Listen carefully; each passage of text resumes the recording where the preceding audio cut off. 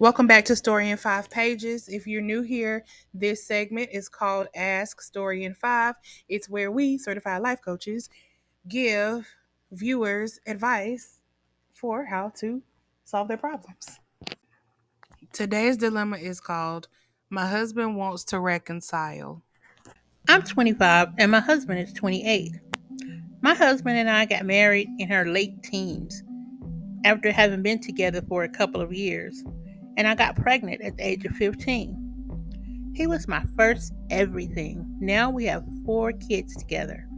Our routine was that I was a stay at home mom and he worked. I wanted to get my GED, but he advised against it because he didn't graduate from high school either. Realistically, I didn't have any time between going shopping for food and other household needs, keeping the house clean, chasing the kids, and helping with homework, not to mention our oldest is only in 3rd grade. So our house was always busy. Even with everything that I had to do to keep the family running smoothly, I wasn't allowed to do anything without his approval. Since he was the only one working, I didn't even have access to money. When I went shopping, I had to work with whatever he decided to give me. I didn't have any friends because my entire life revolved around him and the kids. He, on the other hand, went out a lot, had plenty of friends. Even if I would go to the grocery store, he would ask why I'm wearing a certain outfit, who would be there, as if I knew. And I had to check in once I got there, while I was there, and when I was leaving. If he called and I didn't answer, I knew I was in for a fight when I got home. It didn't matter that the kids saw him and heard him cutting up. I was completely miserable. But like I said, he was my first everything and I really loved him. I couldn't imagine my life without him, nor did I want to. During the few years of our marriage, he went through quite a few jobs, but he managed to earn more than minimum wage, so I never questioned why he lost so many of them. After about the 5th new job in 4 years, he went on a bender. I don't know whether he was doing it before, but it became obvious that he was doing drugs. He started missing work, even though he left the house every morning and didn't return until late in the evening. On several occasions, he went out to eat at extravagant restaurants without me. While I was doing his laundry, I would find receipts for $175 at a time in his pants pockets. My suspicions were confirmed when he had to admit that he had given me an STD. That was it for me, but I had a big problem. I was a stay at home mom, and I didn't have any source of income. I have to mention that my mom brought me to this country when I was in elementary school, and then she left the country. He is an American citizen and refuses to help me get my papers, even though anyone can see I didn't marry him for that reason. So here I am with no family besides my young children, no legal status, no high school diploma, and no options.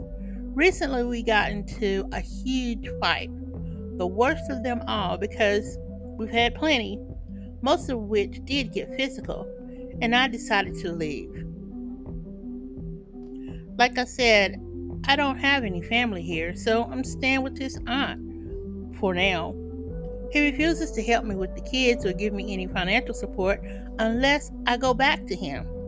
I'm thinking about my kids and their well being. I can't really provide for them right now. Plus, he said we can talk about him helping me get my residency if I go back home. But he will not go to see a marriage counselor. Should I go back to him? Girl, you almost made me cuss. Heck no. A resounding no. Under no circumstances should you be bullied into returning to a toxic, controlling, and dangerous relationship. He's already put his hands on you several times and exposed your body to something. Hopefully, it was curable. You might not be so lucky next time. And trust, if he's saying he won't seek professional help, there will be a next time. There are plenty of social resources that will help you as you navigate your way to becoming self sufficient. Even though your legal status won't qualify you to receive federal and state help for yourself, your children will still be able to get certain types of assistance because they're American citizens. Further, we're going to email you some immigration material related to the VAWA program so that you might be able to seek a change in status under the category of abused women. Even though the cost of applying under VAWA has been waived as of April 2024, we'll also include the names of a few attorneys in your area who don't mind doing pro bono work if you need help filling out the applications and gathering supplemental evidence. You don't need him. You don't need him to help you get your residency or for anything else. That would just give him more control over you. He's dangling a carrot in front of a rabbit. If he even does start the process, the second you do something he doesn't like, he can and will immediately try and sabotage you or stop the process completely. You have to think about the big picture. He doesn't want the best for you. He is very much aware of your situation.